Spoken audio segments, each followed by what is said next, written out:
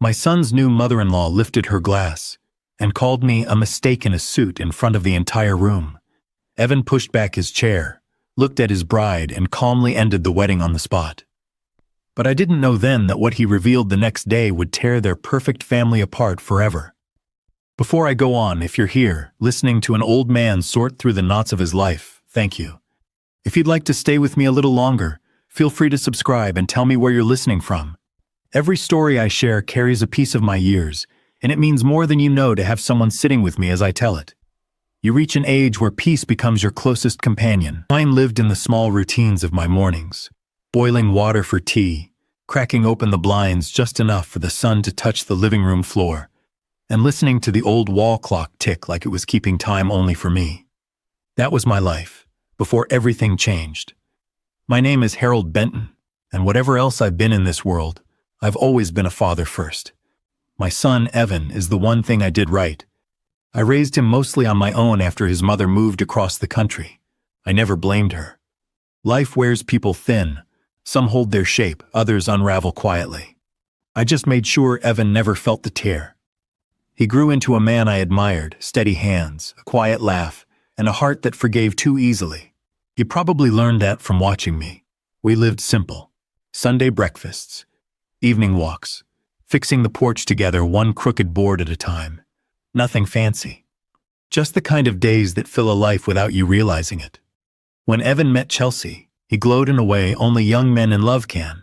He walked differently around her, lighter, like he was carrying a secret he didn't think he deserved yet. Their joy was soft and genuine, the kind that makes you hope life is giving them a fair start. Chelsea was kind in those early days, and I welcomed her with the warmth my mother taught me. Hot meal, warm smile, chair near the heater. But her mother, Lorraine Whitfield, Lord, that woman carried frost in her purse. Every look felt like an evaluation. Every compliment had corners. She could walk into a room and make you feel like you hadn't read the instructions for being alive properly. Still, I told myself not to judge. Weddings are supposed to soften rough edges. The weeks leading up to the ceremony were a blur of suit fittings, menu debates, and seating charts that felt more complicated than my old tax returns. I'm a simple man. If people can sit, eat, and leave with their shoes on, I consider it a success. But the Whitfields wanted perfection, nothing less. Once, Lorraine pulled me aside and said, "Harold, maybe you should let us handle the more delicate parts." Delicate parts. As if kindness were fragile china only her family could hold. I bit my tongue because Evan wanted peace, and peace is worth a few swallowed words. On the morning of the wedding, I stood in front of my bathroom mirror smoothing down my suit jacket, the one Evan chose for me. Navy blue, soft on the shoulders. He said it made me look distinguished. Distinguished, that's just a polite way of saying old, but he meant it lovingly. My hands trembled slightly as I fixed my tie. Not from nerves, from the weight of the moment. Watching your child get married leaves you full, pride, joy, and a little ache beneath the ribs. I arrived early to help. They put me in charge of keeping an eye on the ring bearer, little Timmy, who had the energy of 3 thunderstorms. He crawled under pews looking for secret tunnels, and I chased him, laughing more than my knees appreciated. There was chaos, sure, but the good kind. The kind that proves a wedding is alive. When I saw Evan standing near the altar straightening his cuffs, my heart squeezed. He looked ready. Ready for life. Ready for everything I hoped he'd find. He gave me a small nod, a silent, "Thank you, Dad." I held that moment like a warm ember in my chest. The ceremony began as sunlight poured through stained glass windows, scattering colors across the walls. Pink, gold, blue. Evan's face glowed. Chelsea floated down the aisle with a smile so wide it silenced the room. For a moment, just a moment. I thought we had made it. All of us. Through the doubts, through the tension, into something whole and hopeful. But life rarely warns you before a storm. It whispers. Lorraine's gaze trailing over me a little too long. Chelsea glancing at her mother instead of at the man she was marrying. The hush that settled whenever I approached certain tables. Small things, but small things matter. Still, I clung to peace with both hands.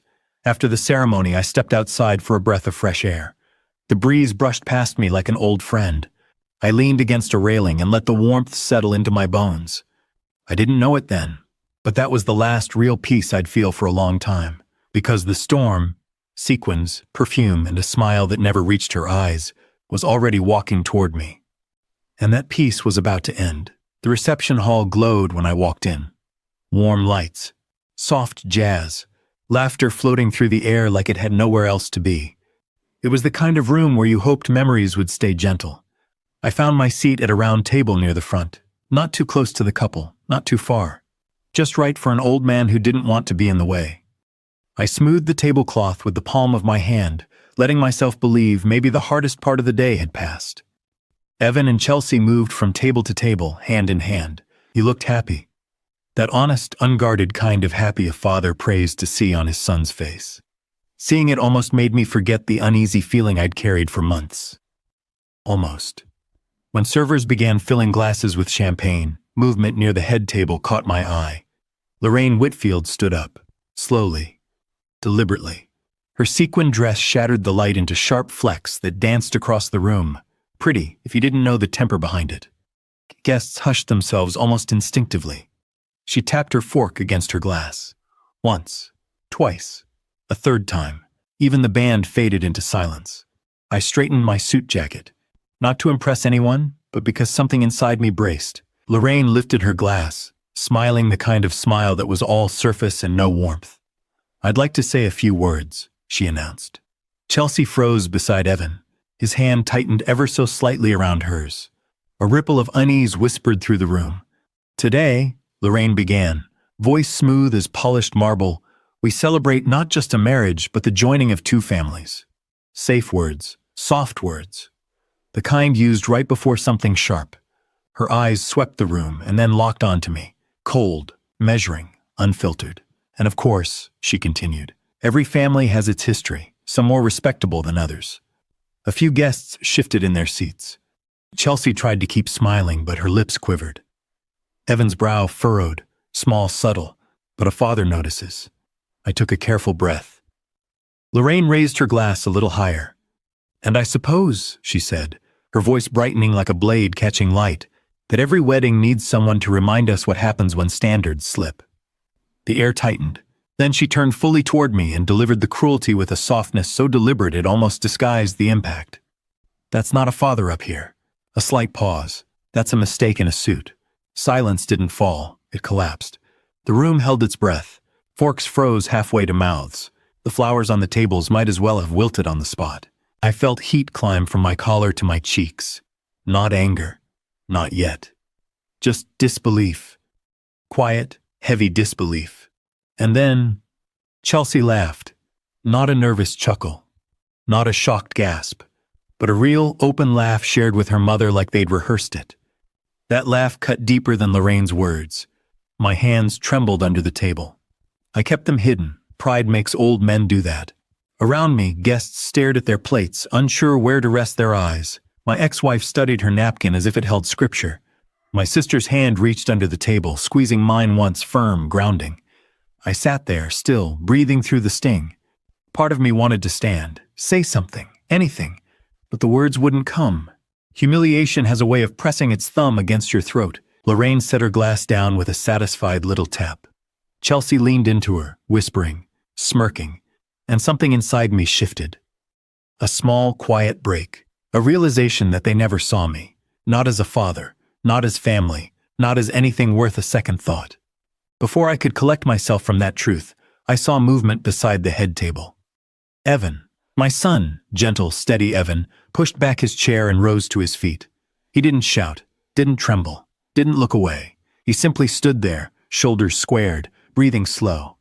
He looked at Chelsea first, then at her mother, then at me. The room leaned into the silence. When he finally spoke, his voice was clear, unshaken. "If you can't respect my father," he said, "you can't respect me." No one blinked. "This wedding," he continued, "is over." The gasp that followed felt like the whole room inhaled at once. Chelsea's smile died instantly. Lorraine's hand shook around her glass. Someone in the back dropped a fork that clattered like thunder. And Evan. He turned and walked out. No hesitation, no apology, no looking back. He walked out the same way a man walks out of a burning building, straight, fast, choosing air instead of smoke. The hall erupted after he left, whispers, disbelief, frantic movement, but all of it felt far away. I sat there, still breathing the quiet. I hadn't raised my voice, but inside me something had gone deeply, powerfully calm. And in that calm I knew I would not stay silent. The hall didn't empty as quickly as you might imagine. People never know how to leave a disaster. Some linger out of shock, some out of curiosity, and a few because they're hoping someone else will clean up the moment they're too afraid to face. I stayed seated, both hands folded in my lap. The light suddenly felt too bright. My suit too heavy, my chair too small. Humiliation has a way of shrinking the world around you. From the corner of my eye, I saw Chelsea collapse into her friend's arms, sobbing the kind of tears that come when pride is wounded, not the heart. Lorraine stormed from table to table, whispering in sharp, clipped bursts, as if sheer volume could rewrite what had just happened. None of it touched me, not the tears, not the whispers, not the frantic movement around the room. My world had narrowed to the echo of Evan's voice. This wedding is over. I pressed my thumb into the ridge of my forefinger, an old habit from harder years, when the rent was late and work was thin. A small grounding trick to remind myself I was still here. My sister leaned close. "Harold," she whispered, "you didn't deserve that. Any of it." I nodded, though the nod felt hollow. Humiliation burns hot at first, then settles cold inside your chest. One by one, guests drifted toward the exits. Some avoided my eyes. Some offered small nods. A few placed warm hands on my shoulder and murmured things like, "You raised a good man," or "No father should be spoken to like that." Their words floated around me like fallen leaves, soft, kind, unable to change the season. Eventually, I stood. My knees ached the way they do after long stillness, but the ache matched the rest of me. I glanced around the hall once, just to mark the moment. Chelsea was staring at the door Evan had walked through, eyes wide, lips trembling, as if she still believed he might turn back.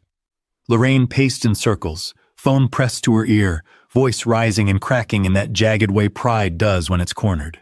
Her sisters hovered like nervous birds, unsure whom to comfort. Outside, the night air felt like medicine, cool, quiet, honest. I stood on the steps and watched guests scatter into the parking lot, heads bent, whispers trailing behind them. The reception hall buzzed like an overturned hive, but the world outside seemed steady enough. When I reached home, the house greeted me with silence. A deep, heavy quiet that felt almost alive. I loosened my tie and draped it over the back of a chair. It sagged there like a tired man. I understood the feeling. I poured a glass of water and held it in both hands, letting the coolness seep into my palms. I didn't drink it. I just needed something steady to hold. I sat at the kitchen table, the same one where Evan colored pictures as a child, where he did homework, where he spread out maps of hiking trails he wanted us to explore someday. Tonight, that table felt like a witness.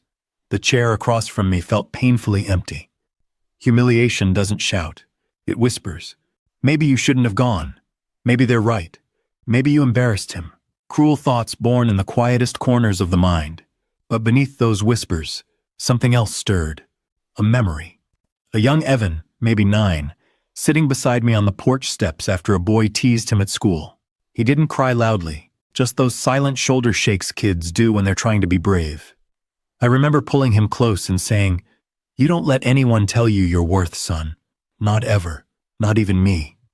That memory anchored me. Hours passed. I didn't turn on a single light, just sat there breathing in the dark, waiting for my heart to settle back into place. The front door opened sometime after midnight, softly, carefully. Evan stepped inside, tie crooked, shoulders slumped, face tired in a way no young man's face should look. He didn't speak right away, just sank into the chair across from me, the same posture he had at 9 years old, hands cupped, elbows resting on his knees. "I'm sorry, Dad," he whispered. I shook my head. "For what?" He stared at the wood grain of the table. "You for letting it get that far." I studied him, this good man I raised. "You didn't let anything happen," I said gently. "You stopped it." He swallowed hard. "She laughed, Dad." His voice cracked just a little. "She laughed at you." That pain in his tone cut deeper than any words Lorraine threw at me. We sat for a long time, no accusations, no dramatic speeches, just shared breathing, shared ache, shared truth. Finally, he lifted his head. "I'm going back tomorrow," he said. "I'm giving the ring back, and I'm telling them exactly why." Part of me wanted to stop him. Part of me wanted to protect him. But when I looked in his eyes, I saw resolve. Quiet, strong, unmovable.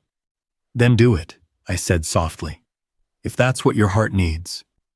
He hugged me before heading up to bed, a tight, grateful embrace that said more than his words ever could. "You deserved better, Dad," he murmured. When the door clicked shut behind him, I stood alone in the hallway, letting those words echo through every part of me. I didn't whisper their names in anger, just disbelief. And somewhere in that disbelief, I began to think. Very carefully, morning arrived reluctantly, slipping through the blinds in thin gray lines. It wasn't the kind of morning that invites you to start fresh. It was the kind that sits quietly on your shoulders, waiting for you to face whatever comes next. I sat at the kitchen table, hands wrapped around a mug of coffee that had long since gone cold.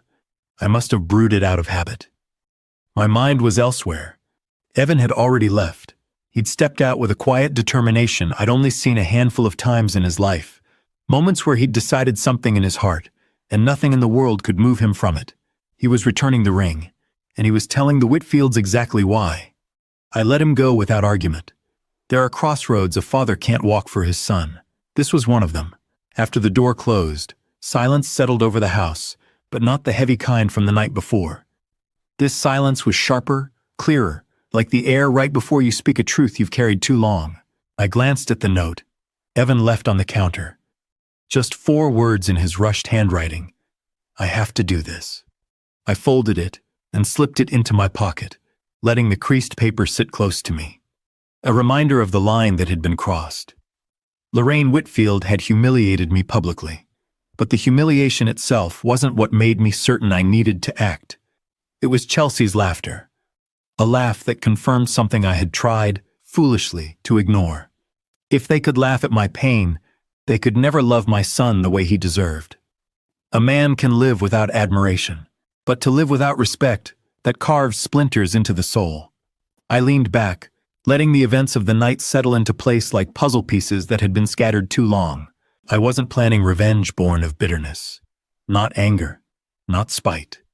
My plan was simpler, quieter. A reclamation of dignity for both me and my boy. I opened the drawer beside me and pulled out my small, worn notebook, the same one holding grocery lists, reminders, and the occasional thought that didn't want to get lost. I clicked the pen, took a breath, and began to write. Not a speech, not a letter laced with fury, just truth. Moments I'd ignored, moments I'd brushed aside for Evan's happiness, moments where I'd let myself become small because keeping the peace felt easier. The clipped remarks, the dismissive glances, the way Lorraine spoke around me as if I were some outdated piece of furniture. The way Chelsea's kindness had thinned over the months, stretched tight under her mother's gaze. I wrote it all, not to weaponize it, but to reclaim what I'd let slide. Sometimes naming a thing is all it takes to take its power back. Then I flipped to a clean page and wrote at the top, "What I will no longer accept." Line by line, I set boundaries, clear, firm, quiet. I wasn't rewriting the past. I was drawing a line around my future. Halfway down the page, I paused. I whispered the phrase she'd thrown at me, a mistake in a suit. The words still had weight, but now they felt smaller, almost fragile. I wrote them down, circled them, then drew a single firm line through them. Not out of revenge, but liberation. I spent the next hours preparing things Evan might need, receipts for deposits, copies of agreements, even the notes he'd saved from Chelsea. Not to expose anything, but so he'd walk into his next chapter with both hands free. Sometimes the best revenge a father can give his son is protection.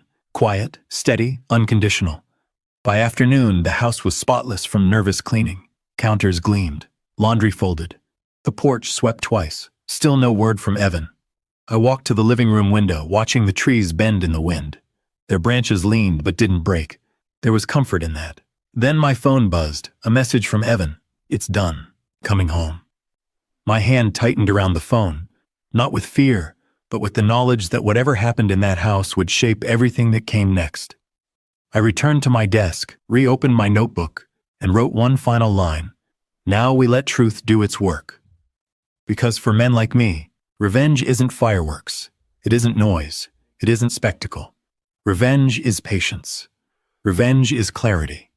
Revenge is dignity carefully reclaimed. I closed the notebook, exhaled, and let a strange calm wash through me. The stage was set. All I had to do was wait. Evan arrived just after dusk. His footsteps on the porch were slow, deliberate, the footsteps of a man who had finally spoken the truth he'd been carrying for too long. When he stepped inside, he didn't slam the door or storm across the room. He just stood there a moment, letting the quiet settle around him. His suit was wrinkled, his hair a little windblown, and his eyes tired in a way that no young man's eyes should ever look. "I gave the ring back," he said softly. "I didn't rush him. I simply nodded and waited, letting him speak on his own terms." He slid into the chair across from me, the same chair where he had eaten cereal as a child, the same chair where he'd done homework, the same chair where he'd once confessed his fear of disappointing me. Now he looked older, not aged, just grown. "I told them everything," he continued. "Every single thing I should have said a long time ago." I folded my hands, letting him breathe through the weight of it. He ran a hand over his face, exhaling shakily. "Dad, when I said the wedding was off, Lorraine looked like she'd swallowed glass. But today was worse." He paused, gathering the strength to keep going. "When I walked in, she didn't even look at me. She just sat there with her sisters, arms crossed, jaw tight. Chelsea was on the couch crying, and her father, well, he just kept staring at the carpet." "What did you do?" I asked, keeping my voice calm. "I handed Chelsea the ring," he said. "I didn't make a speech. I didn't point fingers. I just put it in her hand and said, 'You can't respect my father, so you can't have me.'" My breath caught quietly. That simple sentence, soft, steady, was the real beginning of their unraveling. He went on. "She broke down, full sobbing, saying she didn't mean it, saying she was just nervous, saying her mother told her to laugh so it didn't look awkward." He shook his head. "She kept reaching for me, but I stepped back. I had to. I watched my son's face, saw the ache, the disappointment, the quiet strength rising beneath it." "And Lorraine?" I asked. He huffed a tired, humorless breath. "She fainted." He must have seen my eyebrows rise, because he gave a small shrug. "Yeah, just collapsed back onto the couch like someone in an old melodrama. Her sisters rushed around her with cold towels and fans, trying to revive her." He paused. "And you know what? Not one person checked on Chelsea, not even her own mother." Silence filled the room, deep, telling, heavy as truth itself. "What did you tell them after she woke up?" I asked quietly. "That respect isn't negotiable," he said. "That family isn't just a word you throw around on invitations, and that I won't build a life with people who tear others down for sport." He swallowed. "And then I left." There were no theatrics, no slamming doors, no shouting, just truth laid bare and a young man choosing dignity over comfort. He leaned back, rubbing his eyes. "They didn't chase me," he murmured. "Not one of them." It was like the whole room folded in on itself. That's the thing about truth.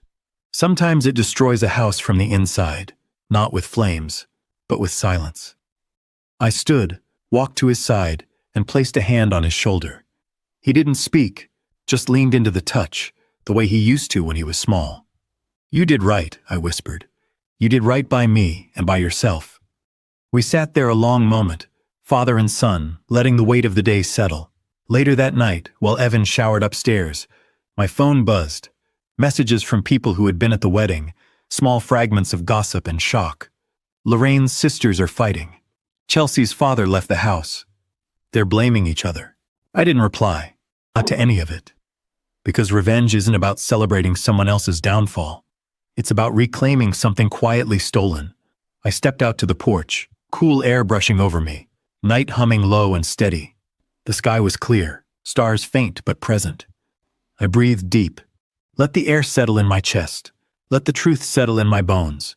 Inside, the chaos of the Whitfields' world was unraveling, threads snapping one by one, secrets rising, old wounds ripping open, the perfect family portrait cracking where it had always been fragile, and all I had done was stand still and let my silence speak for me.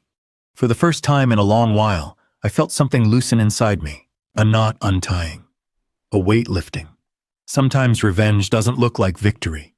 Sometimes it looks like peace returning to your home, and chaos returning to the place it truly belonged. I closed my eyes, letting the quiet wrap around me. And in that silence, I finally felt free. Morning light has a way of telling the truth. It doesn't shout. It doesn't demand. It just slips through the curtains and settles where it needs to be, touching every corner you've avoided. A few days after everything unfolded, I found myself sitting on the porch with a cup of warm tea, listening to the world wake up. Birds picking at the feeder, wind brushing through the maples. The quiet hum of a neighborhood slowly stretching into another day. And for the first time in a long while, my heart felt steady. The story titled, "My Son Ended His Own Wedding When the Bride's Mother Called Me a Mistake in a Suit," isn't really about a ruined ceremony. It's about something deeper, something older, respect, and what happens when it's lost, then found again. I thought a lot about that night. About Lorraine's words, about the hall full of frozen faces, about the crack in Evan's voice when he said, "This wedding is over."